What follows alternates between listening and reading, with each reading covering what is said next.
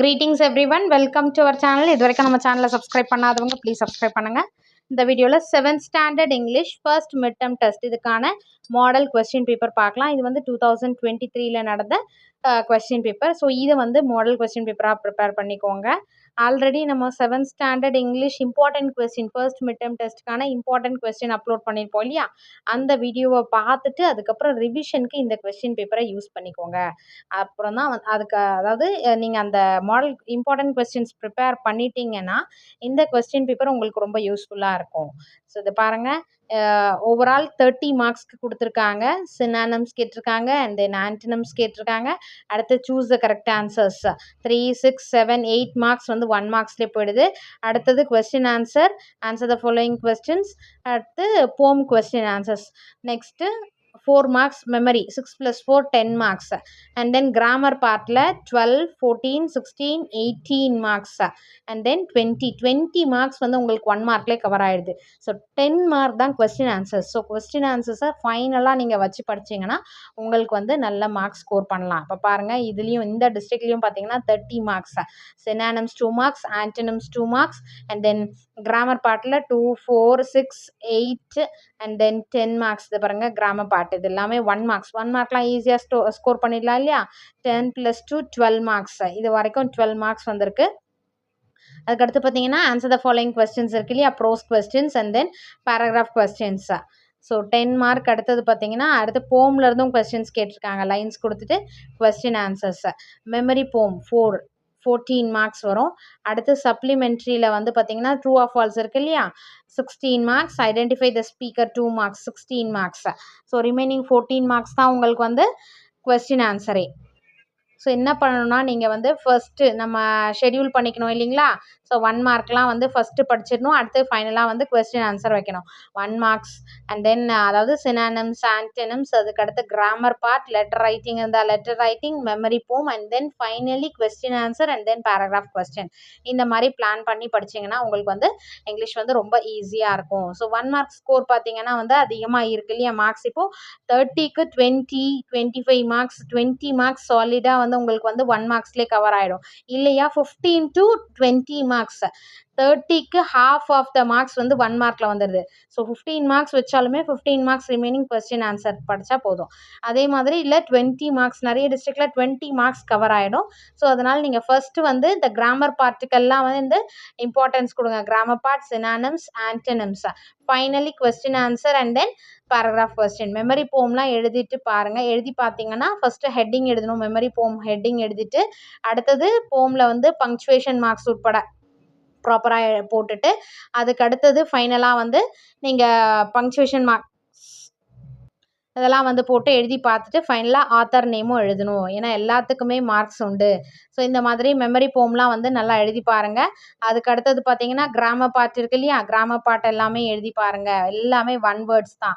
So 1 வேர்ட்ஸுன்னும் போது நமக்கு படிக்கிறதுக்கான டைமும் வந்து ரொம்ப சீக்கிரமாக முடிஞ்சிடும். கொஸ்டின் ஆன்சர்ஸ்னாலும் நீங்கள் டஃப்பாக ஃபீல் பண்ணலாம் இல்லையா. ஸோ ஃபைனலாக டிஃபிகல்ட் பார்ட்டை வச்சுக்கோங்க. ஃபஸ்ட்டு 1 மார்க்ஸ் முடிச்சுட்டு அதுக்கு அடுத்தது கொஸ்டின் ஆன்சர், லாஸ்ட்டாக ஃபைனலாக வந்து question answers, paragraph question and போம் கொஸ்டின்ஸ் இதை படிச்சுக்கோங்க.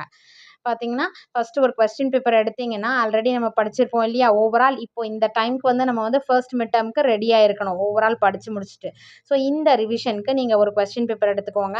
நியர்லி 15 மினிட்ஸ் டைம் எடுத்துக்கோங்க. இது வந்து ஓரல் டெஸ்ட்டாக எழுதி பாருங்கள். ஃபஸ்ட்டு ஓரல் டெஸ்ட் ஒரு கொஸ்டின் படிச்சுட்டு அதுக்கான ஆன்சர் ஓகேவா, ப்ரிஷியஸ், வேல்யூபிள் அந்த மாதிரி சொல்லிவிட்டு என்ன பண்ணணும், நீங்கள் ஓரலாக ஆன்சர் பண்ணி பார்க்கணும். ஸோ 15 மினிட்ஸ் டைமர் வச்சுக்கோங்க. ஓரலாக ஆன்சர் பண்ணி பார்த்துட்டு எந்த ஆன்சர் உங்களுக்கு தெரியல, எந்த கொஸ்டின் வந்து நீங்கள் லேக் ஆகுறீங்க, ஸ்ட்ரக் ஆகுறீங்க அப்படின்றத நீங்கள் வந்து கிராமர் பார்ட்டா இல்லை ஆன்சர் த ஃபாலோயிங் கொஸ்டினா இல்லை பேராகிராஃப் கொஸ்டினா எதுன்றத நீங்கள் வந்து பக்கத்தில் இருக்கிற ஒரு பேப்பரோ இல்லை ரஃப் நோட் புக்லேயோ எழுதிக்கோங்க. இங்கே வந்து நமக்கு வந்து ஸ்ட்ரக் ஆகுது, ஸோ அங்கே வந்து ஃபோக்கஸ் கொடுத்து நீங்கள் அதை நல்லா ப்ரிப்பேர் பண்ணிக்கோங்க.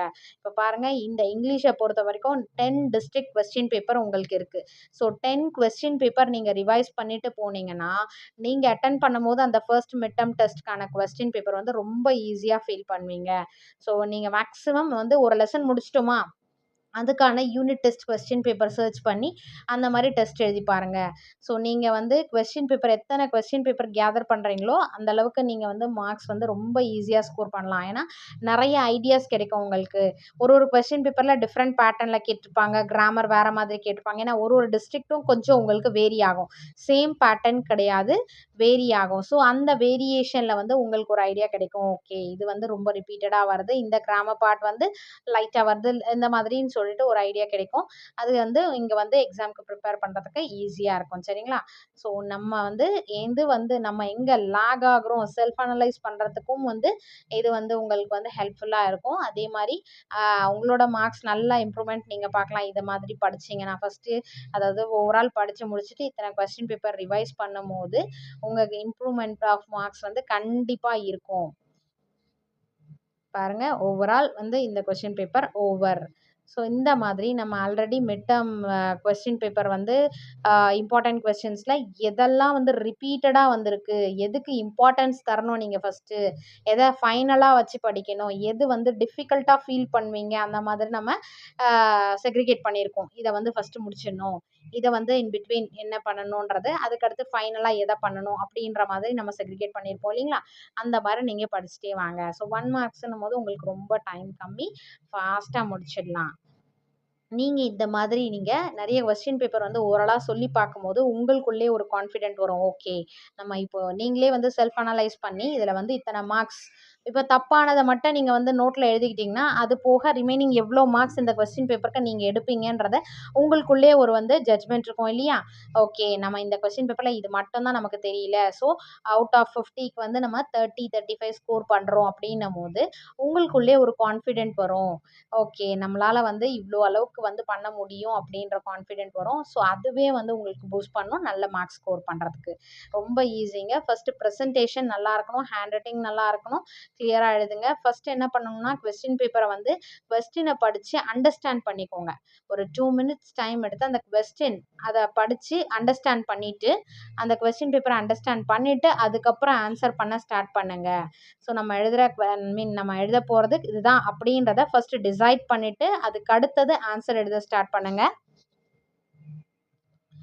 ஸோ ஃபைனலாக ரீசெக் ஒன்று பண்ணிக்கோங்க. ரோமன் லெட்டர், கொஸ்டின் நம்பர் இதெல்லாம் கரெக்டாக போட்டிருக்கீங்களா, ஏதாவது நம்ம மிஸ் பண்ணிட்டோமா எழுதாமல் அப்படின்ற மாதிரி ஒரு ரீசெக்கும் பண்ணிக்கோங்க. So first thing you have to understand the question. அதுக்கு அடுத்தது அது ஆன்சரை வந்து மைண்ட்லே ஜஸ்ட் ஃபாஸ்ட்டாக வந்து நீங்கள் வந்து திங்க் பண்ணிடணும். அதுக்கு அடுத்தது தான் வந்து பேப்பரை எழுதணும். அதுக்குன்னு நீங்கள் படிச்சுட்டு அதுக்கு கொஞ்சம் டைம் எடுத்து யோசித்து ஆன்சர் பண்ணிவிட்டு அதுக்கு அடுத்தது எழுத போகிறதுன்னு இல்லை. ஜஸ்ட் இதெல்லாமே ஃபியூ செகண்ட்ஸில் வந்து உங்கள் மைண்டுக்குள்ளேயே நடக்கணும். படிச்சிங்களா, ஓகே இதுதான் கேட்டிருக்காங்க, இதுக்கான ஆன்சர் இதுதான் அப்படின்னு சொல்லிட்டு ப்ரெசன்டேஷனில் வந்துடணும் உங்களுடைய ஆன்சர். ஓவர் ரைட்டிங் மேக்ஸிமம் வேண்டாம், அதாவது அடிச்சு எழுத வேண்டாம். ஸோ அதுக்கானது கரெக்டாக எழுதுங்க. ஸ்பெல்லிங் மிஸ்டேக்ஸ் இருக்கான்னு செக் பண்ணிக்கோங்க. ஸ்பெல்லிங் மிஸ்டேக்னால நமக்கு வந்து மார்க்ஸ் போகக்கூடாது இல்லையா? அந்த 1 மார்க்ஸ்லலாம் வந்து ஆல்ரெடி அவங்களே வந்து ஆப்ஷன்ஸ் எல்லாம் நிறைய கொடுத்துட்டாங்க. அது போக நீங்கள் ஸ்பெல்லிங் மிஸ்டேக்ஸ் இருந்தால் அதையும் கரெக்ட் பண்ணிக்கோங்க. இப்போ அடுத்து கொஸ்டின் ஆன்சர்ஸ்லாம் வந்து மேக்ஸிமம் உங்களுக்கு வந்து பேராகிராஃப் கொஸ்டினுக்கு ஒன்று சைட் ஹெட்டிங் போட்டு எழுதலாம். அப்படி இல்லையா பாயிண்ட்ஸ் மாதிரி எழுதுனீங்கன்னா இன்னும் நீட்டாக இருக்கும். பேராகிராஃப் கொஸ்டின் இருக்கு இல்லையா, அதை answer the questions in detail. What did granny say about Hamid's parents, இதை பேராகிராஃபாக எழுதுனா சைட் ஹெட்டிங்ஸ் ஒரு 2 ஹெட்டிங் போட்டு எழுதுனா நல்லாயிருக்கும். அப்படி இல்லையா நீங்கள் பாயிண்ட்ஸ் மாதிரி கொடுத்து எழுதுனீங்கன்னா இன்னும் நீட்டாக இருக்கும். என்ன பாயிண்ட்ஸ் நீங்கள் கன்வே பண்ண வரீங்க அப்படின்றத தெரிஞ்சாலே இன்னும் ரொம்ப ஈஸியாக இருக்கும். ஸோ ப்ரெசன்டேஷன் பார்க்கவும் நீட்டாக இருக்கும். சரிங்களா? இங்கிலீஷை நல்லா தரோவாக படிச்சுங்க, அண்டர்ஸ்டாண்ட் பண்ணிவிட்டு ப்ரெசென்ட் பண்ணுங்கள். கண்டிப்பாக நீங்கள் வந்து 50 அவுட் ஆஃப் 50 எடுக்கலாம், 30யாக இருந்தால் 30 அவுட் ஆஃப் 30 எடுக்கலாம். Wish you all the best. Thank you for your support. Thanks for வாட்சிங்.